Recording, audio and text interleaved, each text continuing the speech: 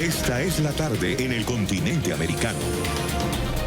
Cuando anochece en Europa y amanece en Asia, así cae la tarde en el continente americano y transcurre la noche y el amanecer en el resto del mundo. La tarde.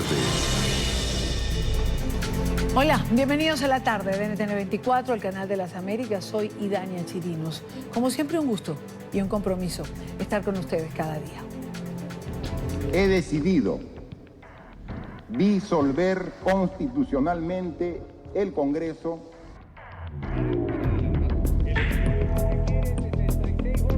¡No eran congresistas! ¡Era una rata! Habiendo sido aprobada la moción de orden del día respecto a la suspensión del presidente de la presidencia de la República.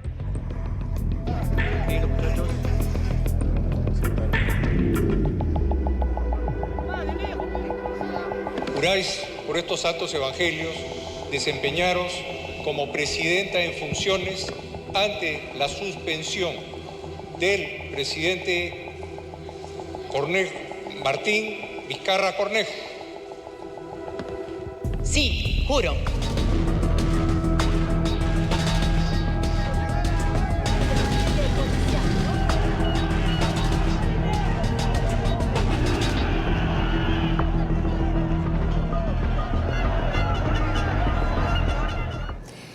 El día de hoy, Perú amaneció con dos presidentes, Martín Vizcarra y Mercedes Arauz. Una intensa jornada se vivió en el Palacio Legislativo el día de ayer, lo que llevó a que el mandatario anunciara la disolución del Congreso. Estábamos justo al aire en el programa cuando eso ocurría. Estábamos terminando el programa en la tarde cuando el presidente Vizcarra anunciaba el cierre del Congreso. La medida fue consecuencia del rechazo del Parlamento a la cuestión de confianza, medida solicitada por el primer ministro Salvador del Solar. El Congreso, en desacuerdo con el anuncio, aprobó suspender de sus funciones por incapacidad moral al presidente Vizcarra, una medida que se extiende por 12 meses, según informó el presidente del Parlamento. La vicepresidenta Mercedes Arauz se juramentó como mandataria interina. Obviamente, de manera... La noche del domingo, el presidente de la República dejó en claro el porqué de la prisa del Congreso en elegir a los miembros del Tribunal Constitucional. La prisa es para poder librarse, o sea, para cuando después que haya la identificación de los codinomes y se determine que hay personas que pueden ser conocidas, entonces ya tener un Tribunal Constitucional con una composición que le dé cierta tranquilidad. Por eso, si la cuestión de confianza presentada por el Premier para detener dicha elección fuera denegada, a Martín Vizcarra solo le quedaba un camino. Obviamente, de denegar la confianza del planteamiento que hemos hecho a través de este proyecto de ley, obviamente haríamos, si es que se deniega la confianza, tendríamos que actuar según la Constitución. La Constitución le permite cerrar el Congreso. ¿Usted declararía disuelto el Congreso? Sí, en aplicación estricta de la Constitución. Y finalmente ocurrió así. La cuestión previa presentada por Marisa Glave para detener la elección fue rechazada por 80 votos y apoyada solo por 34 congresistas. Con la misma asistencia se va a consultar la propuesta del candidato Gonzalo Manuel Ortiz de Ceballos Olaechea, marcar asistencia para el voto. Parlamentarios de izquierda tomaron la parte baja del hemiciclo y desataron su furia ante la mesa directiva, que imperturbable seguía haciendo sonar el timbre. Empezaron a golpear los escaños y a gritar.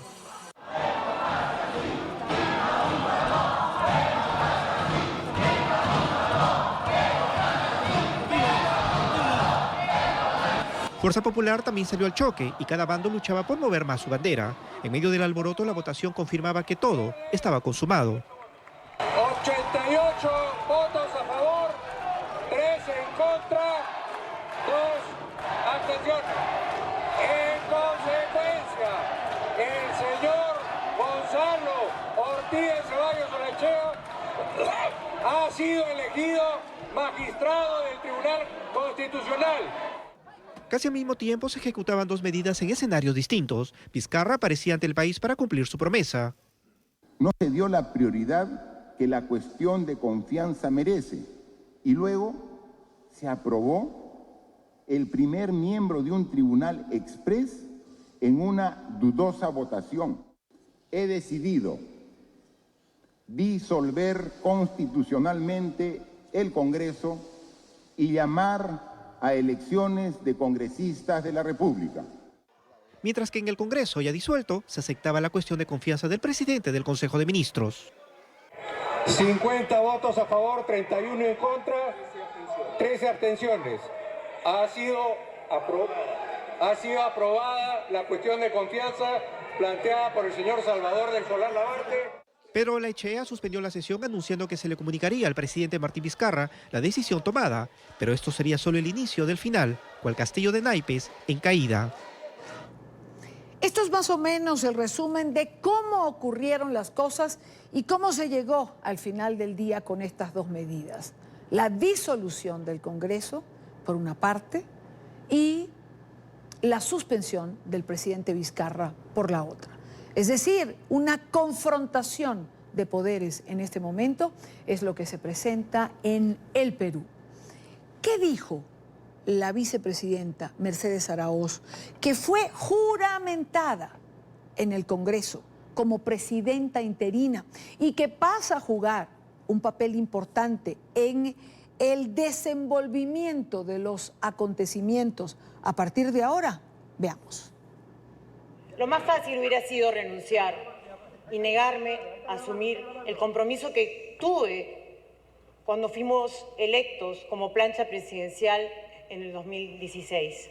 Me pongo con humildad ante ustedes, ciudadanos y ciudadanas, para decirles que asumo esto con entereza. Sé que es una de las decisiones más difíciles que he tomado en mi vida. Ahora mismo hay un grupo de peruanos y peruanas en las calles movilizados y expresándose ante esta medida. Los respeto, pero también los convoco para iniciar una nueva etapa, una etapa de convivencia democrática y de un acuerdo de gobernabilidad. Voy a convocar a la OEA para poder pedirle que nos ayude a tener un espacio de reconciliación y diálogo profundo.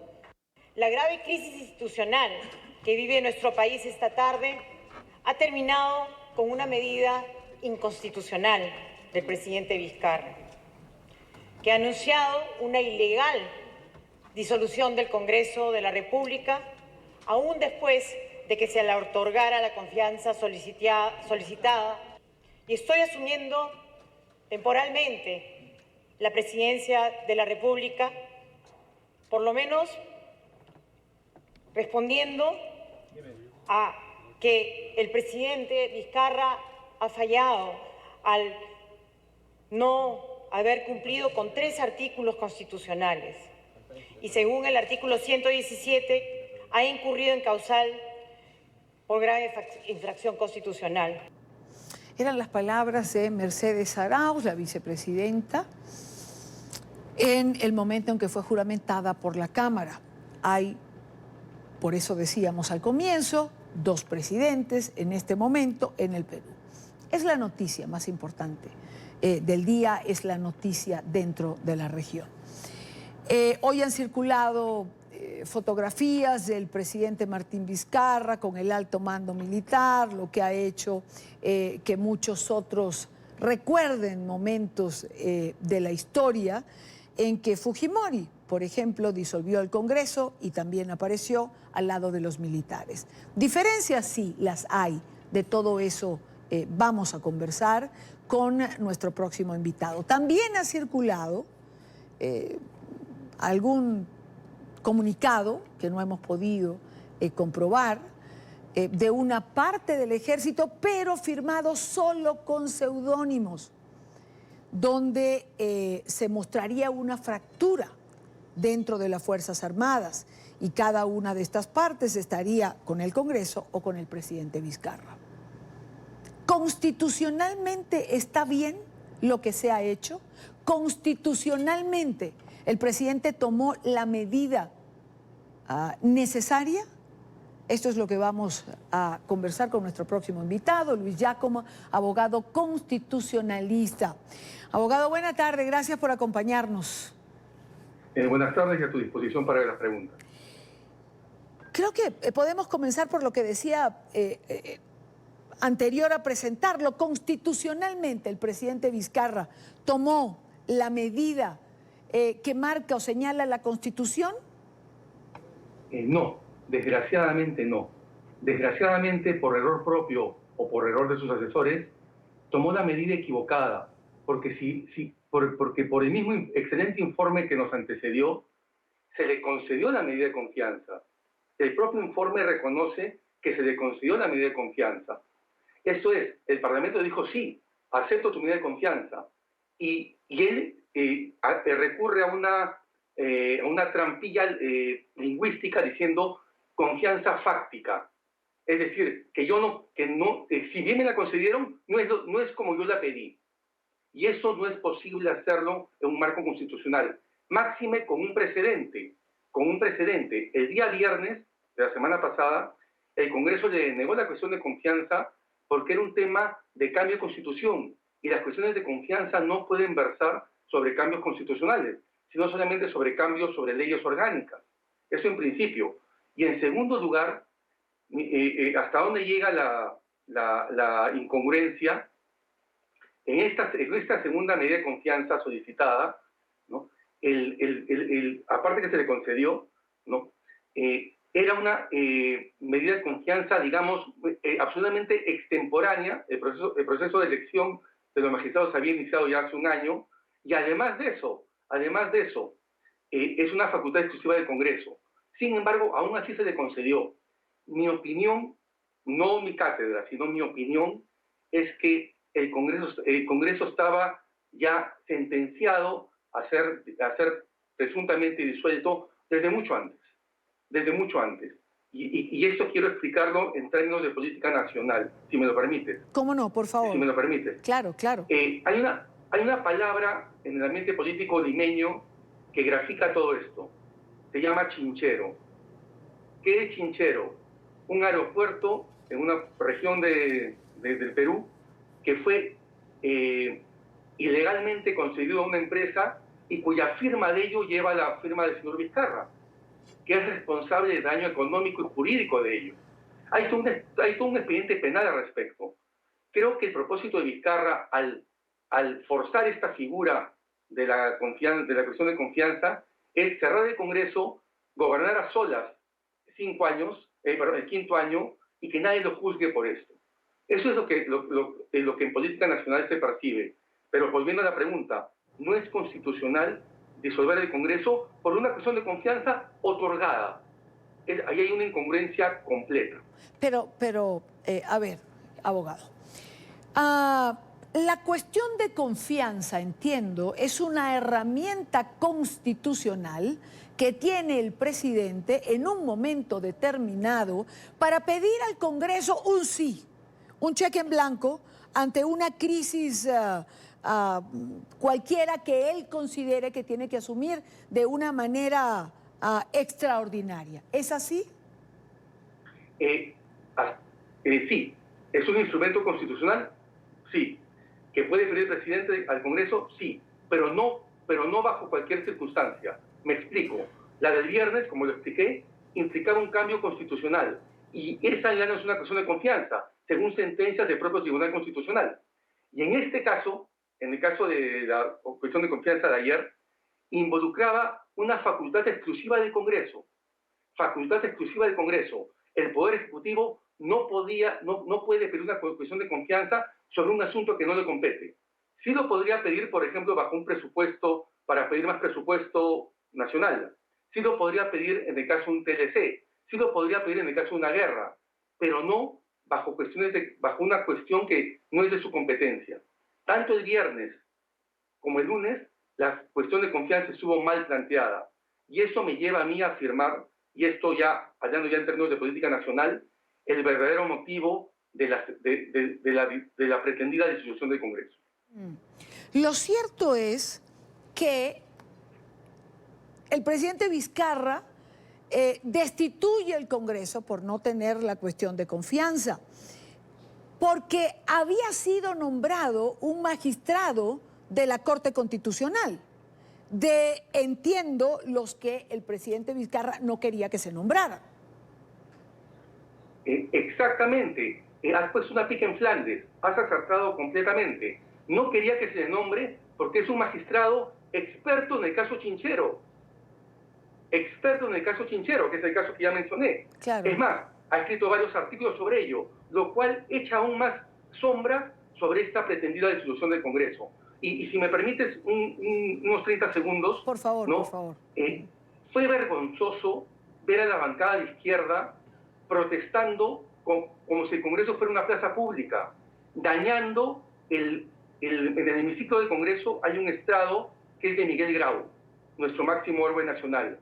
Pues una congresista de izquierda atropelló este estrado, este asiento simbólico. Es penoso eso cuando se pierde la compostura política.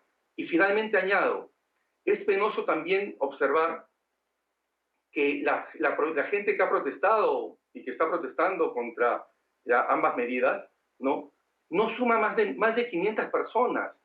En una población de 10 millones de habitantes de Lima, que 500 personas protesten, es una protesta realmente insignificante. Y en esto quiero ser claro. No hay ni multitudes protestando, ni multitudes apoyando, ¿no? Y está claramente establecido que el verdadero temor del presidente Vizcarra es Chinchero. Y esto ha motivado toda esta reacción de Vizcarra contra el Congreso. Eso es todo cuanto te puedo decir a nivel constitucional. Ok, ahora, abogado Giacomo, lo cierto es que hay dos presidentes, un Congreso que se supone que está destituido, una comisión permanente que está sesionando y un limbo, por decirlo de alguna manera, con los peruanos al medio. ¿Qué va a pasar? La Corte Constitucional tiene que interpretar y decidir cuánto tiempo va a tomar. Exactamente. Hoy día el comunicado de la OEA es bien claro. Encarga la solución del tema al Tribunal Constitucional. No dice plazo, porque eso lo debe fijar el propio órgano. Y creo que es la opinión más coherente de toda la multitud de opiniones que estamos escuchando, que sea el Tribunal Constitucional. Y reitero, y respecto del pueblo peruano, no es posible que se nos someta como pueblo peruano en un momento de crisis económica, de crecimiento cero, de flujo migratorio incontrolado, que está causando daños a la seguridad pública y a la economía. No es posible que tengamos este tipo de enfrentamientos. Máxime con un objetivo político baladí, vil, de bajo nivel. Salvarse de una sentencia penal a todas luces condenatoria por el caso Chinchero. Es penoso a lo que se ha ido, que de hecho no es nuevo. Desde que entró Vizcarra, su sello fue pelearse con el Congreso para forzar esta figura. Y es lamentable que se haya llegado a este nivel de enfrentamiento.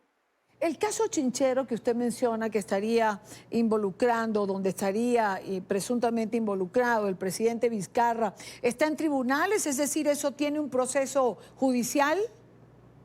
Hay una investigación fiscal al respecto, hay una investigación fiscal. ¿Y cuál era el inconveniente para Vizcarra que el Congreso siga el 5º año? El 5º año de funcionamiento del Congreso, por Constitución, no puede cerrarlo. Tiene que cerrarlo en los primeros 4 años. El 5º año, por ser un año electoral, no puede cerrar el Congreso. Y ahí el Congreso se arguía, sí lo podía demandar y hasta vacar constitucionalmente. Creo que Vizcarra ha actuado en base a esa sola variable, olvidando que fue elegido para gobernar para todos los peruanos y no en provecho propio. Lo cierto es que hay una situación complicada. El día de hoy, digamos que ha sido en tensa calma para poderlo calificar de alguna manera. ¿Qué va a pasar en el corto plazo? Es decir, ¿entiende la Corte Constitucional que tiene que interpretar y dar una respuesta para tener una salida a esta crisis? Ciertamente, los plazos pueden variar, claro, pero claro. Como bien lo has descrito tú perfectamente, hay una tensa calma. Y aquí quisiera referirme a algo en específico, si me lo permites. Sí. Esta tensa calma no va a acarrear sino parálisis económica, parálisis funcional de un Estado. Y además mayores enfrentamientos. Hoy día la turba, la multitud, ha eleccionado a 2 congresistas que iban al Congreso a ejercer. Yo pregunto, ¿es civilizado ello? Es en pleno siglo XXI, estamos en una suerte de stalinismo sin Stalin, donde se puede golpear al congresista, se le puede dañar, se puede insultar, etc. Estamos en siglo XXI, no estamos en 1934, cuando Stalin cometió el genocidio ucraniano, por ejemplo. El 27, perdón. No estamos en esas épocas. Y sin embargo, en mi país, desgraciadamente, se está replicando eso. Y es que cuando un gobierno le dice a la turba, actúa, pasan estas cosas y hay todo un retroceso cívico, todo un retroceso institucional que desgraciadamente nunca hubiera pasado. Y yo lamento ello. Como conversamos hace ya unos meses, la muerte de Alan García, recordarás, sí. Había gente que celebraba la muerte, ¿no? Celebraba la muerte, ¿no? Sectores de izquierda, evidentemente. ¿Hasta dónde estamos llegando como sociedad que nos estamos olvidando del respeto del otro, del prójimo? Claro, claro. Abogado, ya como usted como constitucionalista diría que esto que ha hecho el presidente Martín Vizcarra es un golpe de Estado. Hay quien le pide a la OEA, por ejemplo, que invoque la Carta Democrática, como se hizo cuando Fujimori. En el tiempo se conoció como el Fujimorazo, disolvió el Congreso. Hay quien dice, no es un golpe de Estado, porque no han salido las tanquetas a la calle, porque las garantías no han sido suspendidas. Ya, es un golpe de Estado. Un golpe de Estado es cuando un poder somete a otro indebidamente, sea el legislativo al ejecutivo o al revés. En este caso, el ejecutivo pretende someter al legislativo sin tener mandato constitucional alguno. Que salgan tanques o no es irrelevante. Es irrelevante para definir golpe de Estado. Eso en principio. Y lo más riesgoso es un golpe de Estado, y la memoria es frágil en muchos. Es un golpe de Estado igual que el fujimorismo, pero de izquierda. Igual que el fujimorismo, pero apoyado por sectores de izquierda. Si al fujimorismo no le apoyaban los sectores de izquierda, era un golpe de Estado de otros sectores. Este es igual, pero de izquierda. Y tenemos una izquierda que apoya fervientemente y entusiastamente el golpe de Estado. Y que no solo eso, sino que además se comporta de manera estalinista, recordando los genocidios de izquierda abundantes en la historia universal. Quiero agradecer a Luis Giacomo, abogado constitucionalista que nos atiende en Lima. Gracias por estar con nosotros. A usted, muchas gracias. Muy buena tarde. Gracias. Es una situación complicada. Hemos escuchado tesis de todos los bandos. Es una situación que ha sido calificada como la mayor crisis política de este siglo en el Perú. La sede del Parlamento a esta hora permanece bajo un amplio operativo de seguridad. Aunque, como dijimos, el Congreso fue disuelto, la comisión que se ocupa cuando es disuelto el Congreso, que tiene 27 miembros, si no recuerdo mal, ha estado hoy operando desde la institución. ¿A quién tenemos en línea? A Mayra Calderón, ella es periodista de nuestra cadena aliada Willax Televisión. Mayra, muy buena tarde, gracias por acompañarnos. A esta hora, ¿cuál es la situación en la capital del Perú? Muy buenas tardes, Idania. A esta hora nosotros nos encontramos específicamente afuera de la residencia de Mercedes Arauz, la presidenta de la República, que ha sido así reconocida por el Congreso, que ayer fue disuelto por Martín Vizcarra. Aquí el panorama es bastante tranquilo. En la mañana hubo bastante movimiento policial, un movimiento inusual, por así decirlo, y además, ya se han retirado y quienes han quedado es la seguridad de Estado que todavía acompaña a Mercedes Arauz por su condición de ser vicepresidenta de la República. Quien ha llegado hace tan solo unos instantes es Pedro Olechea, el que fue presidente del Congreso de la República. Él, en la mañana, así como Mercedes Arauz, ha recibido a la prensa extranjera explicando y dando detalles de lo que para ellos significa esta crisis política. Se ha hablado mucho de golpe de Estado. Lo que en verdad es un choque de poderes entre el Ejecutivo y el Legislativo. Vamos a hablarlo de esta manera. Anoche el presidente Martín Vizcarra se reunió con el Comando Conjunto de las Fuerzas Armadas. ¿Quiénes la conforman? La Policía Nacional del Perú, la Fuerza Aérea, la Marina de Guerra y además el Ejército Peruano. Todos ellos consideran a Martín Vizcarra, y ya lo han dicho en un comunicado, como el presidente de la República. Hay que recordar que Martín Vizcarra anoche renovó su gabinete ministerial y él, hasta el momento, sigue siendo reconocido como el presidente. Sin embargo, en el otro lado, para el lado de la acera, de los congresistas que no reconocen esta medida, la presidenta del país sigue siendo Mercedes Arauz. Entonces, si vamos a hacer un recordaris, hay muchas posiciones en contra y también a favor de lo que ha hecho Martín Vizcarra en esta cuestión de confianza, que para él ha sido interpretada como una negación. Lo que se dice prácticamente es un golpe de Estado, pero un golpe de Estado no lo consideramos de esa manera aquí en Perú. ¿Por qué? Porque las condiciones eran distintas al Fujimorazo de 1992. Teníamos una economía que iba a la baja, teníamos terrorismo en esos momentos, teníamos una hiperinflación que no se podía sostener y teníamos también a un Congreso donde la mayoría parlamentaria no lo dejaba de legislar, si bien es cierto a Alberto Fujimori. Pero en este contexto se cerró a la fuerza, con violencia, el Congreso de la República, la magistratura, el Poder Judicial, el Ministerio Público. Sí. No había tránsito libre como ahora lo vemos. Claro. Y los medios se habían cerrado, habían sido intervenidos. Y muchos congresistas de oposición también fueron detenidos. En esta ocasión no se puede igualar a ese entonces, porque tenemos una economía que, si bien es cierto, en esos momentos está detenida por la crisis política, pero no tenemos inflación. En esos momentos el terrorismo está casi minimizado. Y también en esos momentos los medios de comunicación informan con libertad.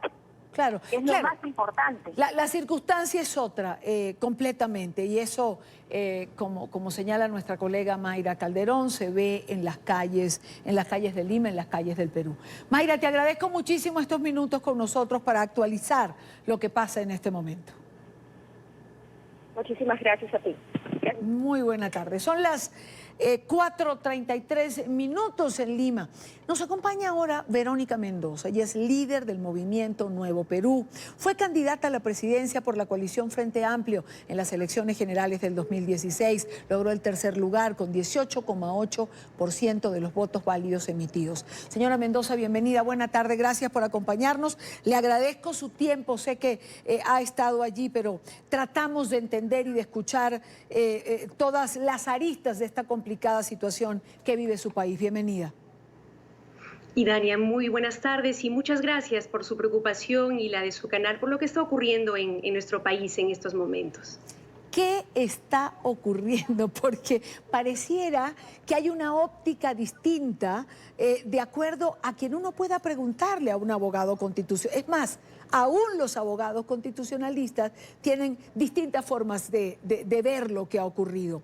Y eso es una crisis de poderes y una crisis legal, pero también hay una crisis política planteada. Sí, y Dania, lo que tenemos en estos momentos en el Perú es un presidente de la República, no dos, un presidente de la República que ha disuelto el Congreso de la República ejerciendo sus atribuciones constitucionales, porque la Constitución actual lo habilita a disolver el Congreso si es que éste le niega 2 veces consecutivas la confianza a su Consejo de Ministros. Y esto es lo que ha ocurrido el día de ayer, cuando el Parlamento no solamente se negó a que el presidente del Consejo de Ministros planteara su cuestión previa, sino que votó, que con sus votos rehusó esta cuestión de confianza, se rehusó a tratar el asunto, lo cual habilitaba constitucionalmente al presidente Vizcarra a disolver el Congreso. Pero hay que resaltar además que esto se dio en el contexto en el que la mayoría parlamentaria pretendía elegir apresuradamente, irregularmente y de manera no transparente al Tribunal Constitucional para boicotear las investigaciones que vienen avanzando en el país por el caso Lava Jato, y en un contexto en el que en unos pocos días, esta semana, el señor Barata, alto funcionario de Odebrecht, ha anunciado que va a develar quiénes están detrás de 70 codinomes, es decir, claves de personajes de la clase política y empresarial que recibieron coimas, que recibieron dineros ilegales de Odebrecht. Entonces, es en este contexto de lucha contra la corrupción y de un sector que quiere boicotearla, que se producen estas circunstancias, reitero, que derivan en un cierre constitucional del Congreso, pero que además está respaldado y legitimado por una amplia mayoría ciudadana que el día de ayer, y ustedes habrán podido ver las imágenes, Idania, la ciudadanía ha salido de manera multitudinaria a celebrar esta medida y a celebrarla con esperanza porque siente que con esto podemos cerrar una etapa de corrupción generalizada y abrir un camino de recuperación de nuestra democracia y de nuestras instituciones. Ahora, señora Mendoza, hay quien dice, por ejemplo, que el presidente Vizcarra se oponía al nombramiento del magistrado a la Corte Constitucional que fue nombrado ayer porque es experto, maneja, tiene los datos de un caso denominado Chinchero en el cual estaría inmerso el presidente Vizcarra y también tendría que ver con la corrupción. A ver, es importante precisar que la cuestión de confianza no se pronunciaba sobre algún magistrado del Tribunal Constitucional en particular o algún candidato en particular. Lo que planteaba, y esto en sintonía con lo que desde la sociedad civil, organizaciones sociales, se exigió también al Parlamento, que no fue escuchado lamentablemente, es que se hiciera un proceso de selección de magistrados para el Tribunal Constitucional con tiempos idóneos, de manera transparente, con participación de la ciudadanía, en el que se pudiera conocer el currículum de cada uno de estos candidatos, en el que pudieran haber tachas ciudadanas, como de hecho se planteó en algún momento, ¿no? En periodos anteriores, precisamente para garantizar que el nuevo Tribunal Constitucional o los nuevos magistrados fueran elegidos de manera autónoma, de manera, digamos, legal, formal, transparente. Entonces, eso es lo que se quería resguardar y es a lo que lamentablemente la mayoría parlamentaria se opuso. Y habría que precisar, además, que quien ha resultado electo de manera irregular, ¿no es cierto?, ilegal, claro, el día de ayer, es ni más ni menos que primo hermano del presidente de la actual comisión permanente, ¿no?, o del expresidente del Parlamento, lo cual, digamos, sí de manera muy concreta constituye por lo menos, ¿no?, un problema de ilegitimidad o de conflicto de intereses. Digamos, estamos en este punto donde estamos.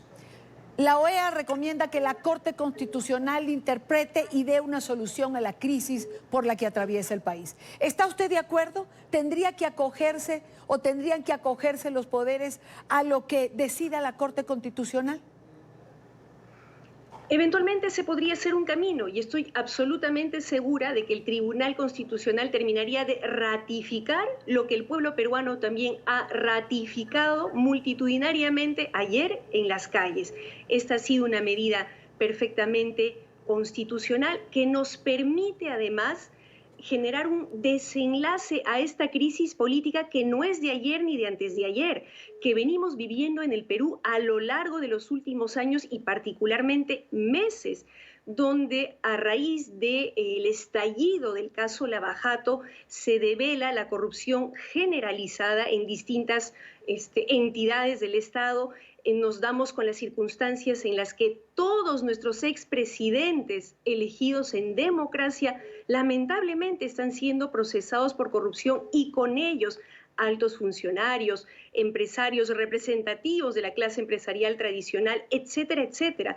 Entonces, Es más bien para el pueblo peruano esta medida la posibilidad de permitir que se concluyan las investigaciones en los casos de corrupción de manera independiente, de manera autónoma, y que se abra un camino de recuperación de nuestras instituciones que estuvieron secuestradas por estas mafias, por estos corruptos, que no contentos con haber capturado el Parlamento, querían capturar el Tribunal Constitucional para boicotear estas investigaciones. El actual presidente de la República... Permítame interrumpirla un segundo, porque cuando usted dice, a ver, de estas mafias que han capturado el Congreso, ¿lo capturaron? Es decir, fueron elegidos, están allí porque fueron elegidos. Efectivamente, fueron elegidos, pero para legislar a favor del pueblo, no para hacer lo que estuvieron haciendo a lo largo de los últimos meses, que fue boicotear de manera sistemática las investigaciones, con medidas muy concretas, y voy a poner ejemplos para que esto no suene gaseoso ni arbitrario, medidas concretas como impedir la destitución y consiguiente investigación del exfiscal de la Nación, el señor Chávarri, ¿no es cierto?, que tiene un pacto de impunidad con la mayoría fujimorista. Impidieron la investigación y permitieron la fuga de un miembro de la Corte Suprema, el señor Inostroza, que hoy está prófugo, detenido en todo caso ya felizmente en España, ¿no es cierto?, y pretendían también boicotear, anular el acuerdo de colaboración eficaz que tiene en estos momentos la Fiscalía peruana con la empresa Odebrecht, y que está permitiendo a la Fiscalía y al pueblo peruano conocer qué empresarios, qué políticos en los distintos gobiernos y provenientes de las distintas tiendas políticas se coludieron con la empresa Odebrecht, y dicho sea de paso, con otras empresas transnacionales y nacionales, para robarle dinero al Estado y al pueblo peruano. Ese es el meollo del asunto, eso es lo que centralmente está en juego en estos momentos, y habría que recordar, además, que al disolver constitucionalmente el Congreso, el presidente de la República inmediatamente ha convocado, tal como lo faculta y le obliga a la Constitución, a elecciones complementarias en enero del próximo año. Esperamos todos los peruanos que la comisión permanente, ¿no?, estos 27 congresistas, que deben, ¿no?, seguir asumiendo sus funciones en este nuevo contexto, simplemente se instalen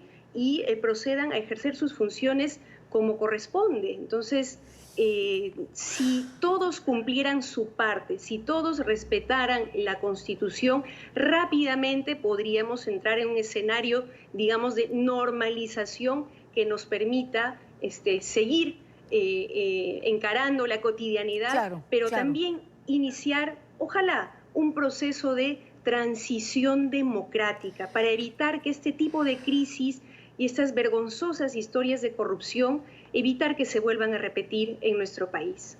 Señora Mendoza, le agradezco mucho estos minutos, le agradezco su tiempo. Es una crisis definitiva la que atraviesa el Perú. Esperemos que todo pueda resolverse de alguna manera. Gracias por haber estado con nosotros. Buena tarde. Muchas gracias, muy buenas tardes. Igualmente para usted. Verónica Mendoza, líder del movimiento Nuevo Perú. Hemos tenido un abogado constitucionalista y hemos tenido una líder política ex candidata presidencial. Como habrán podido darse cuenta, cada quien ve las cosas de una manera distinta. Y eso, en este momento, mantiene a la sociedad peruana de alguna manera confrontada. ¿Cuál será la solución? Es Noticia en Desarrollo. Primera pausa en la tarde. Recuerde seguir nuestras cuentas en Twitter, se las dejo en pantalla, siempre con información en tiempo real. En mi cuenta personal leo sus comentarios. Evidentemente, lo dije al comienzo, es la noticia del día. Se ha llevado la primera parte del programa completo, pero es la noticia que capta la atención de toda nuestra región. Hacemos una pausa y regresamos con la siguiente parte del programa, donde abordamos esta investigación, qué ha pasado con el posible juicio de destitución para el presidente Trump, la Cámara de Representantes ha citado al secretario Pompeo, quien ha dicho que esto es prácticamente un acoso y que no va a presentarse. Esto y más al volver. Otra polémica llamada. El gobierno de Australia confirmó que el presidente Donald Trump se comunicó con el primer ministro Scott Morrison para presuntamente desacreditar la investigación sobre la interferencia rusa en las elecciones presidenciales del 2016. La controversia crece al conocerse también que el secretario de Estado, Mike Pompeo, habría estado presente durante la conversación telefónica que sostuvo Trump con su homólogo de Ucrania. El reporte en Washington con nuestra periodista Emiliana Molina. Hola, ¿qué tal? Muy buenas tardes. Así es, pues el mandatario estadounidense Donald Trump pareciera tener la soga en el cuello y cada vez se complica más esta investigación que, según expertos, va a llevar sí o sí a un juicio político del Ejecutivo. Pues Trump aparentemente llamó al primer ministro australiano Scott Morrison para pedirle que le brindara más información sobre la investigación que se estaba llevando a cabo de parte del fiscal especial Robert Mueller sobre la injerencia rusa en las elecciones presidenciales del 2016. Australia confirmó esta llamada esta mañana. Por otro lado, también el mandatario estadounidense quiere conocer la identidad del informante, algo que preocupa bastante a los abogados del denunciante, especialmente después de las críticas del Ejecutivo y las peticiones de que quería que este caso se tratara como un caso de traición o espionaje. Senadores republicanos como por ejemplo Chuck Grassley han dicho que se debe proteger a toda costa la anonimidad de este informante, todo por su protección. Por otro lado, también funcionarios de Trump, como por ejemplo el secretario de Estado Mike Pompeo, se han resistido a citaciones de los demócratas. De hecho, Pompeo ha dicho que esto se trata de hostigamiento de parte de estos legisladores, en especial a funcionarios del Departamento de Estado, mientras los demócratas continúan indagando para llegar al fondo de estas investigaciones. Trump, por su parte, ha continuado tuiteando, criticando a los legisladores y a cualquier persona que se atreva a investigar. Me parece que no hay ninguna duda que va a haber un juicio político. Es una decisión aparentemente que ha tomado el Congreso, por lo menos la parte demócrata del Congreso, que van a seguir adelante con eso. El hecho de que el secretario de Estado diga que no va a cooperar es un enfrentamiento con el Congreso que va a tener su costo en algún momento, pero yo seguramente creo que seguramente eso viene por instrucciones de la Casa Blanca, quienes han tomado una posición bastante dura en cuanto a su participación, su colaboración con varias de las investigaciones que han habido durante este gobierno, y tendremos que ver en algún momento cómo deciden las Cortes si o no tienen que compadecer a esas audiencias. Mientras tanto, una nueva encuesta demuestra que el apoyo de parte de los americanos ha aumentado en un 6% a un juicio político. O sea, el 47% de los americanos están a favor de que se lleven a cabo estas investigaciones que podrían culminar en una posible destitución del Ejecutivo. Según expertos, pues no era para menos. Sí, es una situación muy complicada. Lo último que escuchamos es que el comité de la Cámara de Representantes ha pedido a Rudy Giuliani, que es el abogado privado personal del presidente, que estaba realmente presionando a los oficiales de Ucrania para que dieran seguimiento a la investigación. Así que se está complicando y ese es el siguiente paso.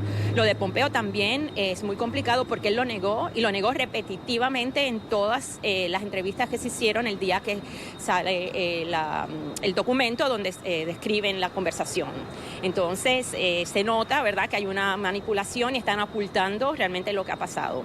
Esto está complicándose, ¿no? Porque William Barr, el fiscal general, está haciendo una investigación de cómo se envolvieron las entidades de inteligencia, la CIA, Seguridad Nacional, en la investigación de las elecciones del 2016, la intervención de los rusos.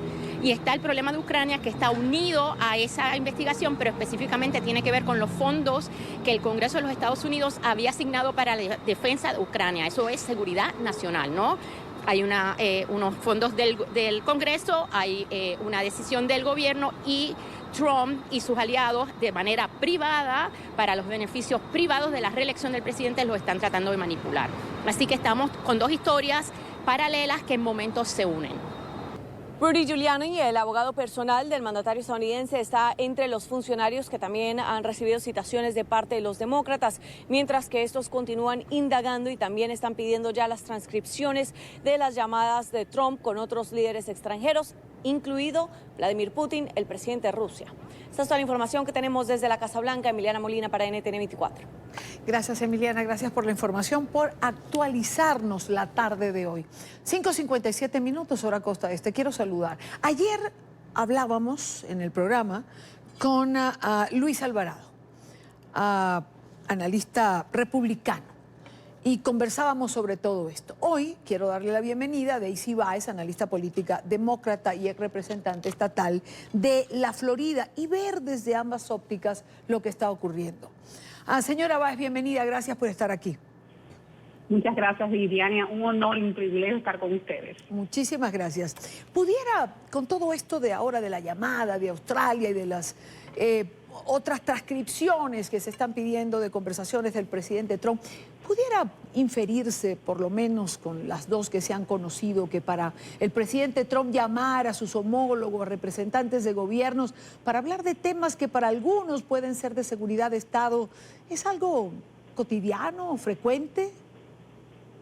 No lo es, y lo que hemos visto en este presidente, en mi opinión, es que él nunca pudo o ha hecho la transición de ser un empresario, una persona en la vida privada, a ser presidente. Y tiene muy conocimientos limitados de los procesos constitucionales del país, de la historia del país, del gobierno del país.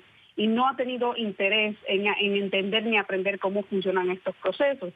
De hecho, como fue mencionado, ha levantado acusaciones contra la persona que hizo la denuncia, que es un whistleblower, cuando hay en este país claramente reglas, leyes que protegen este tipo de personas con este tipo de conducta. Y esto se ha hecho para fomentar, reducir la corrupción. Y si tú no le ofreces protección a estas personas, no lo van a hacer. El presidente no entiende esto.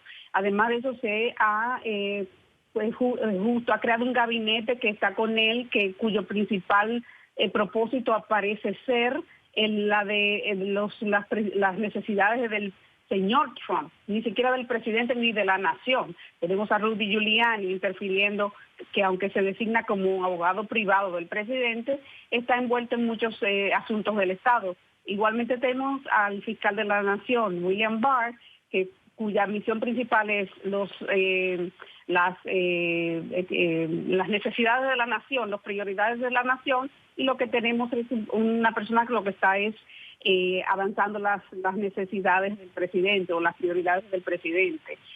O sea que lo que tenemos, como te digo, es un presidente que no actúa presidencialmente, está tuiteando insultos a todas horas del día. Ayer hizo 23 tweets en 23 minutos y esa es su prioridad. Es decir, un presidente que no ha asumido su papel de presidente, un presidente que sigue pensando, según lo que usted señala, que es la cabeza anteriormente de un conglomerado y en este momento pues es la cabeza de un país, pero lo quiere manejar de la misma forma. Usted menciona, por ejemplo, el testigo, y el presidente insiste en querer tener datos sobre él, cuando la ley lo protege, lo dicen sus abogados, lo acaba usted de explicar, pero él piensa que como cualquier ciudadano, pues puede tener información de la persona que le está inculpando. Ciertamente. Además hay otra cosa que él no comprende. El Congreso, que es la Cámara Baja, que hoy en día tiene una mayoría demócrata y su líder es Nancy Pelosi, tiene todo el derecho del mundo de hacer este juicio, este proceso, y se convierte en el centro de investigación de los posibles cosas ilegales o inapropiadas que haya hecho el presidente. Una vez el Congreso diga, bueno, encontramos suficiente evidencia para crear artículos de impeachment en contra del presidente, y van a ser el número 1, número 2, número 3, entonces eso va entonces al Senado, que es la Cámara Alta. En el Senado, como hoy en día tienen la mayoría los republicanos, el presidente del Senado es Mitch McConnell, O sea, que Mitch McConnell es el que tendría que hacer el juicio final sobre estos artículos de impeachment. Y una cosa que se pensaba era que Mitch McConnell no iba a permitir o iba a llevar el proceso a la Cámara Alta.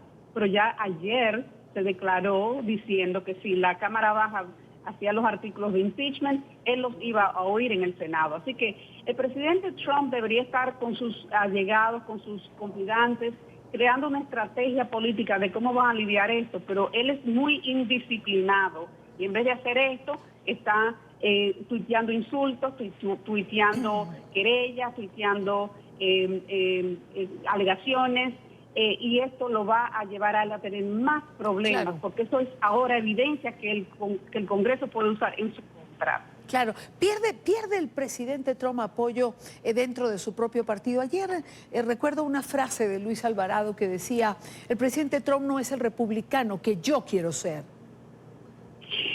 Bueno, ciertamente hemos visto en las encuestas que el presidente tiene su base y es más o menos un 36-38%. Esa base no cambia, no importa lo que él haga.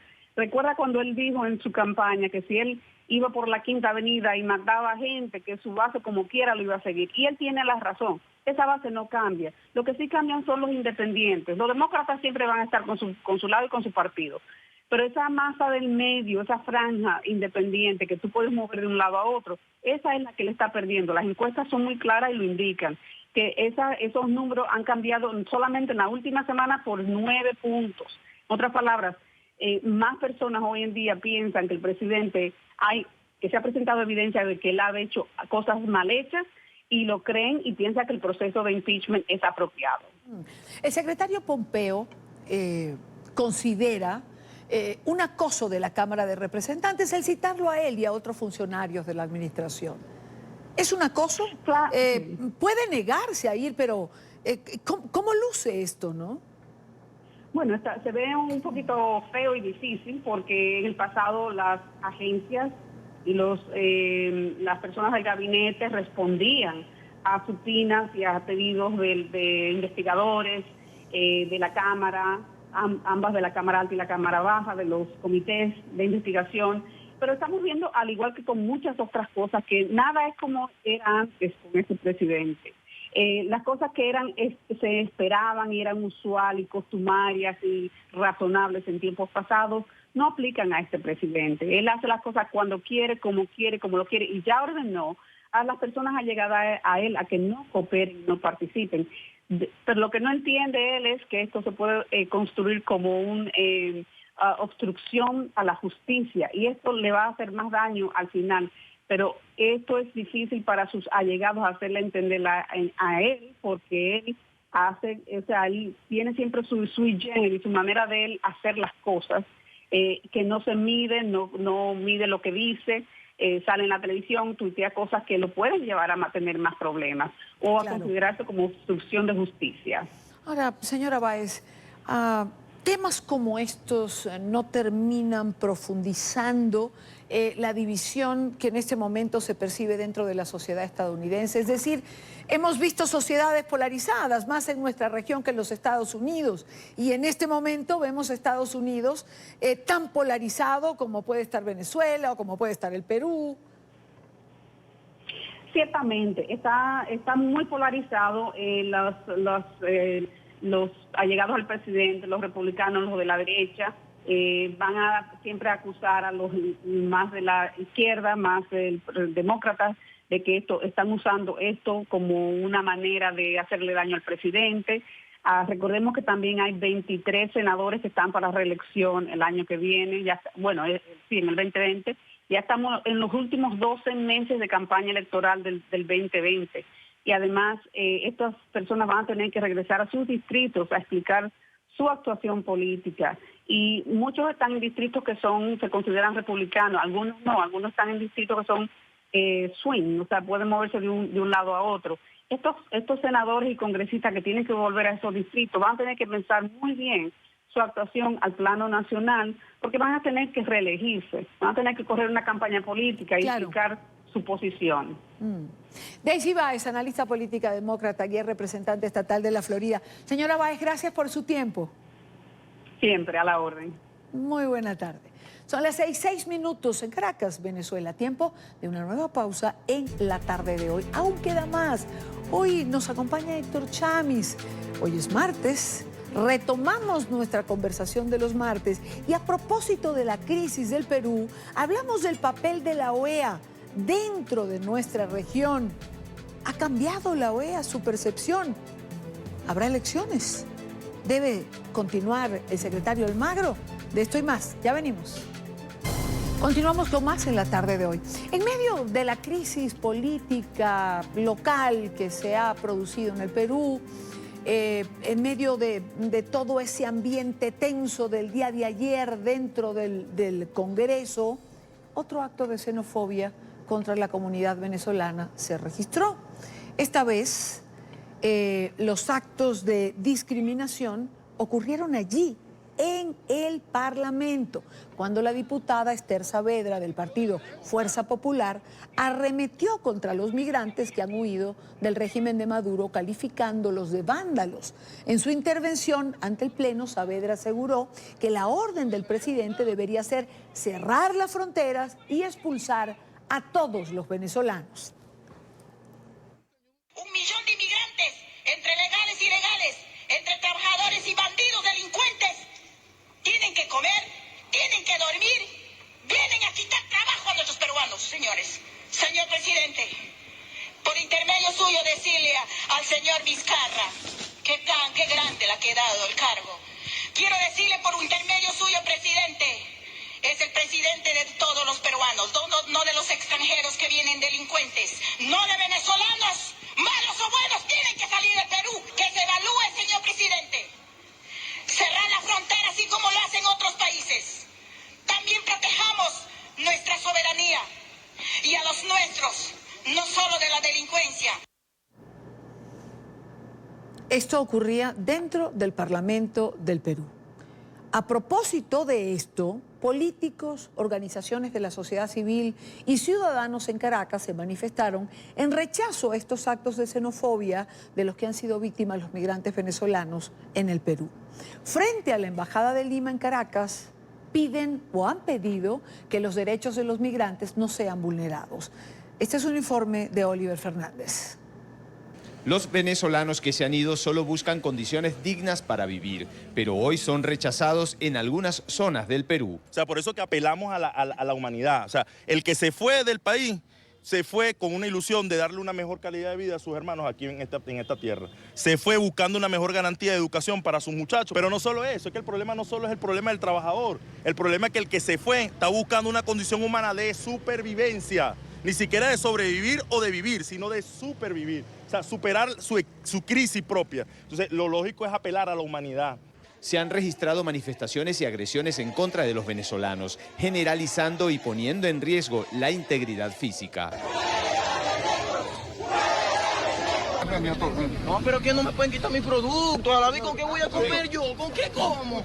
Dígame, yo no tengo plata para comprar otra vez producto, no tengo. Desde Venezuela responsabilizan a Nicolás Maduro de provocar la peor crisis humanitaria vista en la región. El que se está yendo para allá a Perú, el que se está yendo a Colombia, el que se está yendo a Chile, no es solamente el chavista, sino también hombres y mujeres que vienen de la oposición tradicional, que se cansaron y se agotaron y están buscando una salida porque la crisis económica está asfixiando a todos los venezolanos, no está asfixiando un solo sector. Ciudadanos peruanos que llegaron hace más de 30 años a Venezuela hacen largas filas en el consulado de Perú en Caracas para devolverse producto de la crisis. Rechazan la xenofobia y aseguran que jamás fueron maltratados en Venezuela. Realmente yo no quería salir de aquí del país.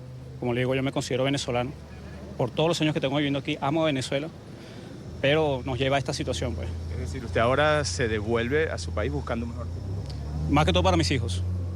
O sea, recuerda que como padre uno lucha por los hijos. Ahorita, en esta situación, por los hijos. ¿Cuántos años tenía acá? Más de 35 años. ¿Qué se siente tener que devolverse? Mira, no te puedo decir que es comenzar de nuevo, pero trato en lo posible de continuar, pues. ¿En algún momento usted fue maltratado? No, gracias a Dios no, y de verdad eso lo agradezco muchísimo. Este joven supuestamente fue maltratado en el Perú. A mí me secuestró la policía de Perú, la DIPINCRI de Perú. La justicia de Perú quiso incriminarme en un delito que no cometí. Me torturaron psicológicamente para que firmara un documento aceptando que yo era el asesino de una persona. Duré 15 días retenido, sin orden judicial, sin pruebas, sin nada. Me metieron en un cuarto, ahí duré 8 días encerrado. No tuve contacto con mi familia. Sociedad civil y representantes de la organización Alianza Centro intentaron entregar un documento en el consulado de Perú acá en Caracas, pero no fueron recibidos. Es la información que manejamos desde Caracas. Continúen con más de la tarde de NTN 24. Gracias a Oliver Fernández, son las 6:17 en Caracas. Niños indígenas en Colombia, en la población de Puerto Carreño, fronteriza con Venezuela, se han visto obligados a comer de la basura.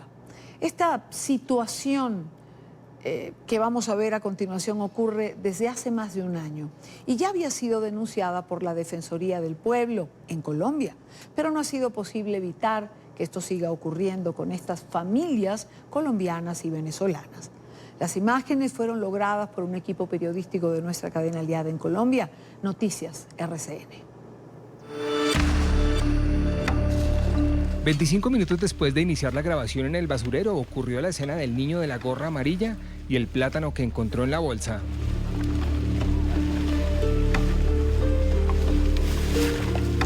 Y entonces, el zumbido de las moscas, el crepitar de los plásticos y el crujir de los vidrios, todo pareció quedar en silencio.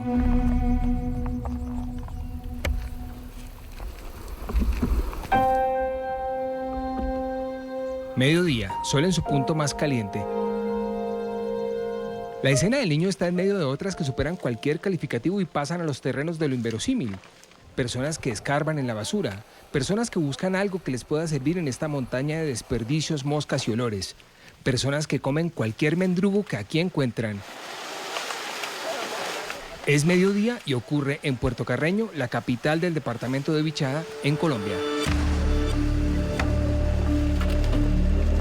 Pero esta historia tiene un inexplicable aún más hondo. Entre el grupo que busca sin protección alguna en el cerro de desperdicios, plásticos y podredumbre, no solo hay un niño, son varios. El pequeño de la gorra amarilla, y también está la niña del vestido rosa, o el niño de camiseta blanca, o el niño de suéter con capucha, que es el único que no ingresa a esta zona. La tragedia no es solo por estar aquí en el basurero de Puerto Carreño, comparten esa desgracia adicional, comer algo que alguien bota. Ocurre a pesar de las alertas de la Defensoría del Pueblo y aunque todas las autoridades saben que está pasando desde hace por lo menos un año, pero nadie hace lo suficiente para impedirlo. En la ciudad, la población indígena ha aumentado en los últimos años. Se cree que la crisis en Venezuela tuvo como consecuencia el aumento de las migraciones de indígenas venezolanos o colombianos que llevaban allí varias décadas. Las comunidades tienen el carácter binacional. En esta capital se agrupan al menos 7 invasiones identificadas por la propia alcaldía local. Una de ellas, los Amorúa, que están allí cerca al basurero.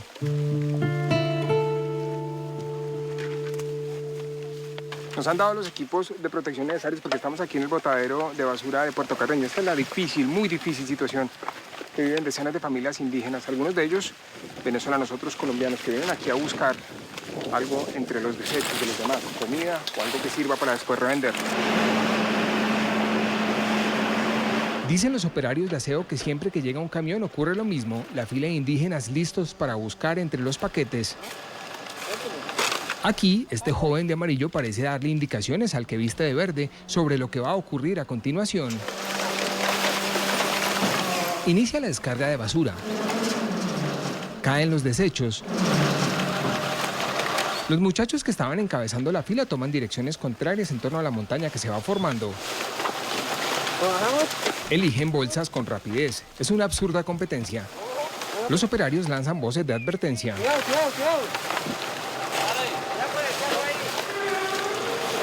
El compactador empieza a bajar el mecanismo y los que están más cerca afrontan el riesgo de ser alcanzados. Algunos, como esta mujer, no elige una bolsa, sino que prefiere buscar directamente en la basura que viene suelta. Entre el grupo aparece el niño de blanco que ayuda en la tarea de seleccionar las bolsas que luego serán inspeccionadas una a una.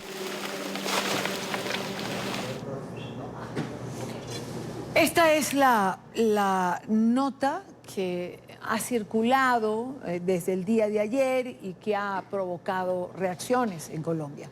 La vicepresidenta Marta Lucía Ramírez se pronunció después de verla, dijo que iban comisiones por orden del presidente Duque para indagar qué es lo que está ocurriendo. Y yo quiero saludar en el lugar de la noticia, en Puerto Carreño, a nuestro periodista Jairo Patiño, quien ha realizado esta nota y sigue esta noticia. Jairo, bienvenido, buena tarde.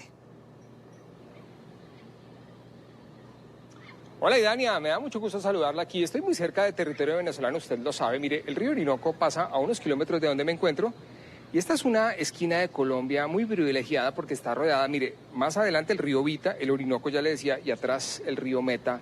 Es un triángulo, es un rectángulo aquí geográfico muy hermoso, donde ocurre esa situación que usted ya remarcaba y es bastante dolorosa, pues los niños en esta ciudad, muchos de ellos de comunidades indígenas venezolanas, de la comunidad amorúa, son indígenas con esa condición de la doble nacionalidad, pues han visto, digamos, obligados por las circunstancias un poco a esa situación tan supremamente dolorosa que es la de llegar allí al basurero y realmente nos da un poco, digamos, de dolor decirlo, pero es la realidad que hemos mostrado en nuestro informe, comer de los desechos que encuentran allí en la basura. Y pues bien, usted me preguntaba sobre las reacciones y han sido realmente muchas las reacciones tras emitir este informe en Colombia desde el alto gobierno. Sabemos que el presidente Iván Duque vio este informe y inmediatamente direccionó a su equipo de alto gobierno para buscar aquí una solución a esa problemática tan supremamente compleja.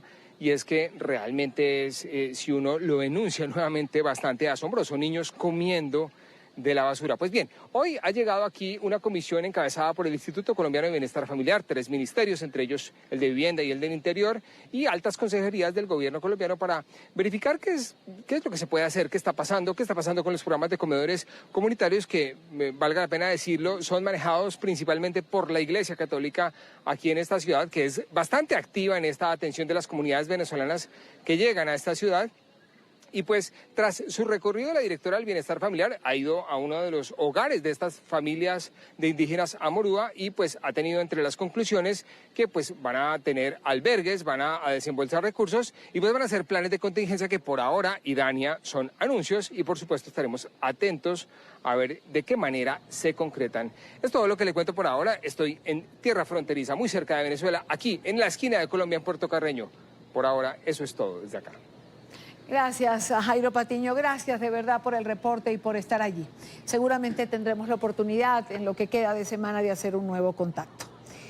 Continuamos con más sobre esta denuncia en el programa La Mañana de NTN 24. El defensor del pueblo de Colombia, Carlos Negret, hizo un llamado a las autoridades gubernamentales para enfrentar esta tragedia. Afirmó que lamentablemente no se conoce el número de indígenas que atraviesan esta crisis. Desafortunadamente, a pesar de los esfuerzos de la Defensoría del Pueblo, regional y nacional, no se ha podido hacer un censo que nos permita saber cuántas personas de las comunidades ya anotadas están en Puerto Carreño para darles el servicio y el acompañamiento que se merece. Pero lo que no puede seguir ocurriendo es que con estas imágenes que tiene RCN, ver la indignidad y la necesidad de estas comunidades en Puerto Carreño. Era el defensor del pueblo Carlos Negret en Colombia. Ya para cerrar esta parte del programa, diputados maduristas acusaron hoy a Juan Guaidó de haber robado 1.200 millones de dólares de ayuda humanitaria para pagar a diputados y a grupos paramilitares. El presidente encargado negó las acusaciones y explicó que los recursos de la ayuda humanitaria han sido manejados a través de varias organizaciones no gubernamentales y también fundaciones. Luis Laya tiene la información. Luis. Hola, buenas tardes. En Venezuela, diputados de la bancada oficialista han denunciado que Juan Guaidó se ha robado al menos 1.200 millones de dólares provenientes de la ayuda humanitaria. Esto ha sido utilizado para pagar a grupos irregulares y a diputados. Mientras tanto, Juan Guaidó asegura que él no ha recibido dinero. Todo esto se ha hecho a través de ONGs y los propios países. No se ha tomado dinero de fondos públicos.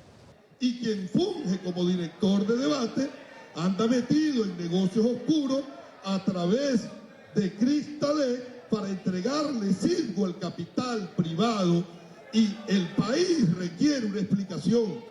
La primera, las pruebas son públicas y notorias. Son las afirmaciones que ha hecho el propio Mike Pompeo, el propio Donald Trump, el propio Reino de España, las propias organizaciones internacionales que han tirado esa catajarra de millones de dólares al bolsillo del diputado Guaidó y que hoy de forma, digamos, un poco injusta, reparte irregularmente, dándole a unos 50, a otros 100, a otros 500, etcétera. Es un refrito del refrito. Ya hemos dicho en Diversión, declaramos grupos terroristas a estas agrupaciones, solamente a paramilitares, guerrilleros, disidencia FARC, ELN, así que aquí hemos hecho muy claramente lo que hemos implementado. Así que la verdad que la distracción de atención de nuevo del régimen, lo hablamos esta mañana, distrayendo la atención de los centrales, que ellos amparan grupos narcoterroristas. De hecho, no los que los amparan, los invitan a Miraflores. Él habla de 1.200 millones de dólares, presidente, que habrían sido entregados por países. Miren, como ustedes saben, y lo hemos declarado, hay ayuda humanitaria en especies, en cada uno de los espacios, y vamos a seguir buscando ayuda humanitaria para nuestra gente. La gran diferencia, y aquí radica este momento, que no hay un centavo de fondos públicos, por el contrario, hemos buscado ayuda del mundo, sin tocar un centavo de los venezolanos. También se ha debatido sobre el presunto plan Ubica tu casa, ejercido por el régimen de Nicolás Maduro. Han señalado es una nueva violación, no solamente a la Constitución, sino también a la propiedad privada de los ciudadanos. Señalan que el esfuerzo de la gente no puede volverse ahora un arma política. Desde Caracas, Venezuela, para la tarde de NTN 24, Luis Alejandro Alaya. Gracias a nuestro corresponsal en Venezuela. Con esto hacemos una pausa en la tarde de hoy. Los invito, antes de ir al corte comercial, a suscribirse a nuestro canal en YouTube. Tienen la dirección en pantalla, todo nuestro contenido multimedia, entrevistas, reportajes y la señal en vivo de nuestro canal. Conéctese a la información, conéctese a NTN 24. Continuamos con más en la tarde de hoy. Llamado urgente de la OEA a las instituciones peruanas para que resuelva la crisis política para disminuir la polarización. A través de un comunicado, la Organización de Estados Americanos consideró que es a través del voto y en las urnas que se pueden dirimir las diferencias en democracia. El organismo internacional señaló que compete al Tribunal Constitucional pronunciarse respecto a la legalidad y legitimidad de las decisiones adoptadas y consideró positivo que el gobierno haya dado fecha para los próximos comicios. Retomamos nuestro martes de conversación con Héctor Chamis, profesor del Centro de Estudios Latinoamericanos de la Universidad de Georgetown, columnista de Infobae de NTN 24, que está con nosotros en nuestros estudios en Washington. Y quise dejarlo en esta parte porque justo su columna de esta semana versa sobre la OEA y sobre el papel de Luis Almagro. Y por allí quiero empezar. Héctor, bienvenido. Buena tarde para ti. Hola, Idania. Buenas tardes para vos. Primero, no puedo dejar de preguntarte en relación a lo que es noticia en toda la región y fue noticia para nosotros en la primera parte del programa, que es la crisis por la que atraviesa el Perú con dos poderes confrontados en este momento.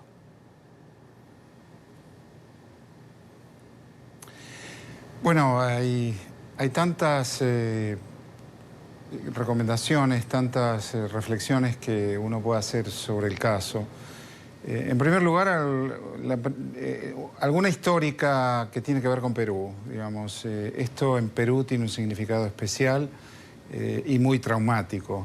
Y esto quiere decir Fujimori, quien disolvió el Congreso en 1992 y de ahí en más constituyó un régimen dictatorial hasta que abandonó el poder en el año 2000.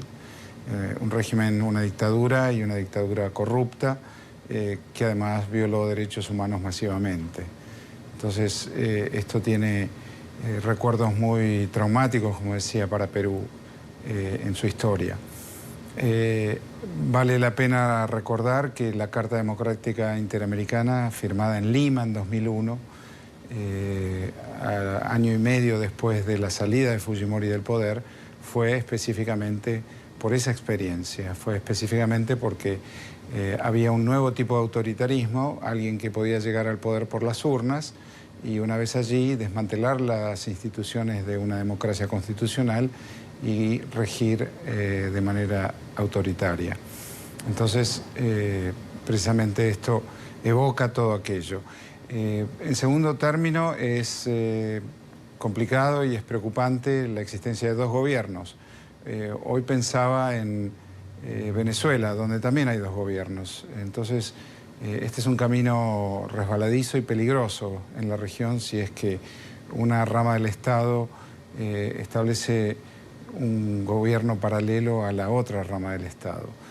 Y en tercer lugar, la recomendación de la OEA, que es una recomendación del secretario general, tiene que ver con eso, con que el tercer poder del Estado, el Tribunal Constitucional, intervenga y dirima las diferencias y que recomiende el curso de acción constitucional apropiado. Esto a sabiendas que ya hay una fecha de elecciones, que ya hay un llamado a elecciones, lo cual sería una buena manera de moderar estos conflictos y de ponerle paños fríos a esta escalada entre dos poderes del Estado. Creo que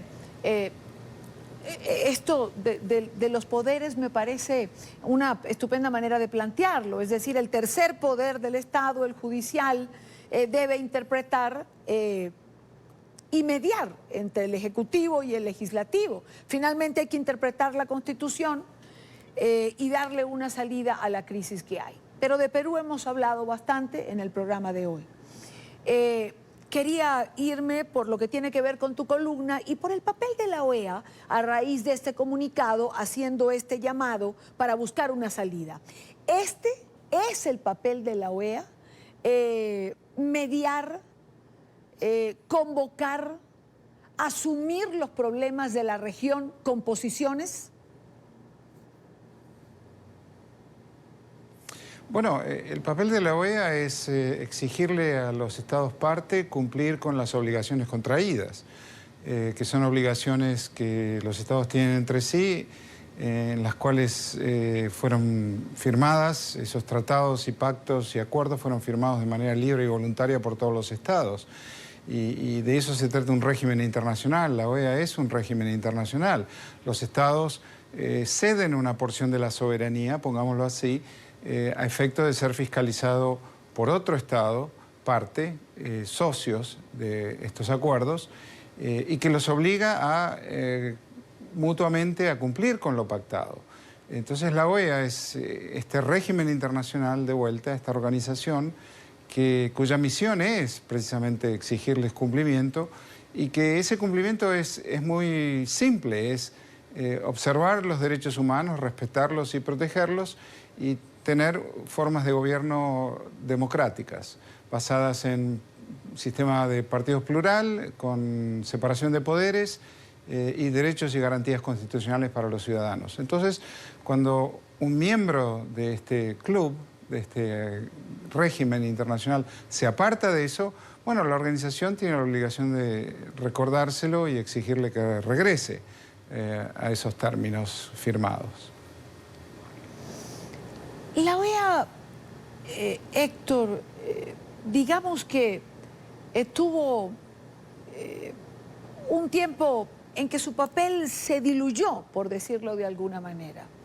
Menos beligerante, quizás menos de asumir posiciones o de hacer llamados concretos. ¿Cambió Luis Almagro el sentido de la OEA? ¿Retomó el camino que en un principio se había planteado este organismo? Definitivamente, porque, mira, Diane, aquí en Washington, antes de Almagro al frente de la OEA, se decía que la OEA no servía para nada. Eso era comentario habitual en todos los ambientes, en todos los centros de pensamiento, en la universidad. ¿Para qué sirve la OEA? No sirve para nada. La Secretaría General bajo Insulza era poco menos que un ministerio de Venezuela, porque siempre estaba del lado de Venezuela, el régimen chavista ganaba todos los votos, todas las resoluciones, era una agencia de Caracas. Y eso cambió con Almagro, porque de alguna manera hay que recordar que sus primeras intervenciones sobre el caso de Venezuela, cuando todavía Venezuela estaba a tiempo de evitar la ruptura del orden constitucional y la conformación de esta dictadura que hay ahora, fueron muy parecidas las recomendaciones iniciales a la que acaba de hacer sobre Perú, que haya una elección, que sea el pueblo el que determine. Apoyó el llamado al referéndum revocatorio, a efectos de que una elección popular determine la continuidad o no de Nicolás Maduro, y no ocurrió. Primeramente hizo mención a una alteración al orden constitucional, convocó a los estados parte a actuar de manera institucional, de acuerdo a los tratados y convenciones, a efectos de evitar que esa alteración se convirtiera en un quiebre, y ocurrió el quiebre finalmente. Y así sucesivamente, sobre todos los temas que tuvieran que ver con Venezuela. Sus intervenciones iniciales siempre fueron muy parecidas a esta de Perú de hoy. Y esperemos que los líderes, el presidente, los líderes parlamentarios peruanos recapaciten y que no vayan en dirección a producir una ruptura. Esta es un conflicto constitucional importante, y esperemos que se pongan paños fríos y que intervenga el tercer poder y medie y dirima qué es lo apropiado y qué es lo constitucional en esta situación. En marzo de 2020, la OEA debe elegir un nuevo secretario general. Y justo tu columna de esta semana la titulas "Almagro debe continuar". ¿Por qué debe continuar? Bueno, un poco por todo lo que recién comentamos, sí, porque verdaderamente ha puesto a la OEA de vuelta en el centro de la conversación, le ha dado el rol que tenía originalmente, le ha dado al sistema interamericano una prevalencia que había perdido, se ha ocupado de grandes crisis, se ha ocupado de la gran crisis venezolana como nadie, ha establecido un liderazgo importantísimo que muchas veces lo llevó a ser incómodo, a recibir críticas, a ser demasiado confrontativo, decían algunos, a ser intransigente, pero paso a paso sus posiciones en relación a esa crisis probaron ser ciertas y probó estar en lo correcto, incluyendo los crímenes de lesa humanidad, incluyendo no dejar fuera de la mesa ninguna opción a efectos de resolver esta crisis, y ahora se votó el TIAR, que no deja fuera de la mesa ninguna opción, claro, precisamente. Y en ese caso, bueno, ha sido un líder y como tal ha ido adelante del resto, sí, y precisamente por eso debe continuar al frente de la organización, para continuar un paso adelante de los demás, como ha sido hasta ahora en toda esta crisis. Y no es solamente Venezuela, pero es Venezuela, Idania, porque en esta crisis está en juego el futuro de la democracia como sistema político para toda la región.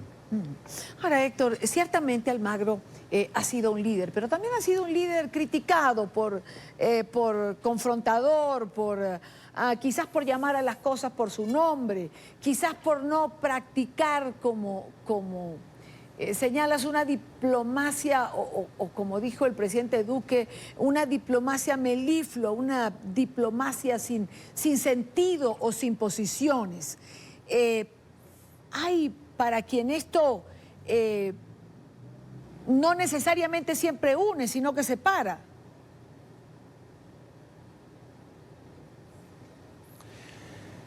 Bueno, tal vez separe a los que tienen principios de los que no, a los que operan con honestidad y a los que operan con interés, separa a los que son verdaderamente demócratas y a los que no, a los que se pueden acomodar a cualquier tipo de régimen o que son abiertamente dictatoriales y autoritarios.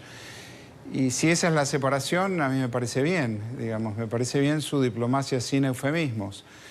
Maduro es un dictador y cuando Almagro llamó a Maduro dictador, muchos de esos se horrorizaron y ahora esos mismos lo llaman dictador. Entonces une en el corto plazo, separa en el corto plazo, podríamos decir, precisamente porque incomoda en el mundo de la diplomacia el no tener eufemismos. Pero a la larga ha estado en lo correcto y a la larga ha unido, y entonces su liderazgo es claro y su liderazgo es necesario. Es notable con esto de mi columna, muchos lectores venezolanos decían: los ciudadanos comunes deberíamos votar. Y esa es la medida de la necesidad de que Almagro continúe al frente de la OEA después de marzo. La democracia siempre necesita defensores.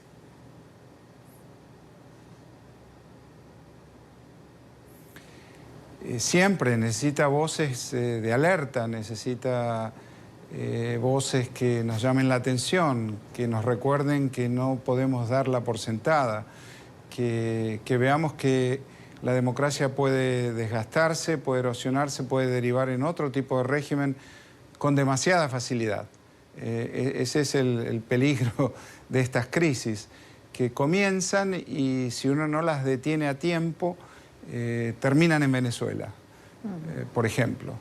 Y es un llamado de atención el que el secretario ha hecho hoy acerca de Perú, y es necesario tener presente Venezuela en todos los demás casos en donde se produzca una crisis de esta naturaleza para detenerla a tiempo y conservar la democracia. Héctor, mucho terreno ganó la democracia en la región. Pero nuestra región es dinámica, nuestra región cambia, tenemos memoria frágil, memoria corta para muchas cosas. Maduro sigue instalado en Venezuela, aunque internacionalmente esté aislado, y creo que este es casi uno de sus peores momentos. Pero Argentina va a ir a elecciones. Y, a ver, Fernández puede ganar. ¿Cómo cambia eso la composición geopolítica? ¿Cómo inclina o cómo desequilibra lo que tanto costó obtener?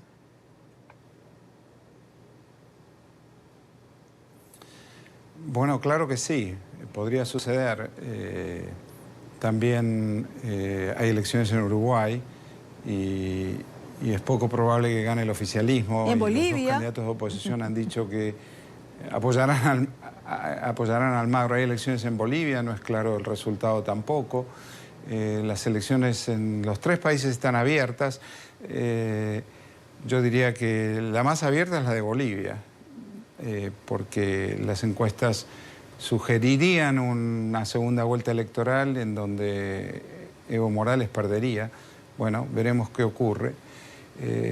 Es así. Desafortunadamente, la región ha pasado un periodo de una larga década de proyectos autoritarios.